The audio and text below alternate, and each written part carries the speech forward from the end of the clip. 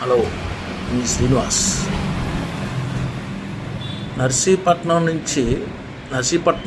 దగ్గర దొండకాయల గ్రామంలో మొన్న ఈ మధ్యన జరిగిన సిచ్యువేషను. జ్ఞానేశ్వరి అనే 2 ఏళ్ల పాప తండ్రి వెళ్ళిపోతుంటే తండ్రి కోసం వెనకాతల వెళ్ళి మాయమైపోయింది. ఆ పాప ఏమైందో ఇప్పటికి 9 రోజులైంది. ఏమైందో తెలియదు. ఆ పాప వెనకాతల ఒక కుక్క వెళ్ళింది. ఆ కుక్క 3 రోజుల తర్వాత వెనక్కి వచ్చింది. వచ్చిన తర్వాత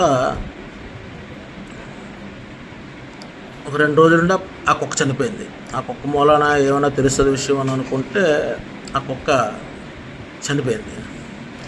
ఇప్పటికి 9 రోజులు అయింది. ఆ పాప ఆ చుట్టుపక్కల కొండల్లో, అది పామాయిల్ తోట అంట, ఆ తోటలోని ఆ చుట్టుపక్కల కొండల్లో అసలు ఎక్కడ అదృశ్యమైందో ఏంటో ఇప్పటికే ఒక మిస్టరీగానే ఉండిపోయింది. చాలా ఘోరం ఇది. పోలీసులు గాలింపు చర్యలు చేపడుతున్నారు. వాళ్ళకి ఎటువంటి సిచ్యువేషన్ అర్థం కావట్లేదు. అసలు ఇంతవరకు వాళ్ళ నాన్నగారికి ఏమైనా అధికంగా అవుతున్న గొడవలు ఉన్నాయా, లేకపోతే వాళ్ళ మీద ఎవరైనా కక్ష కట్టున్నారా, లేకపోతే పాపని ఏమైనా జంతువులు ఇచ్చేసా అన్నది ఏది కూడా జాడ తెలియట్లేదు. ఈ జాడ తెలిసేదాకా కూడా మనం పోలీసులు మనకి ఏదో ఒక విషయం చెప్పేదాకా కూడా మనకి ఏ విషయం తెలియదు. పోలీసులు ఎంత త్వరగా ఆ విషయం కనుక్కుంటే అంత బాగుంటుంది.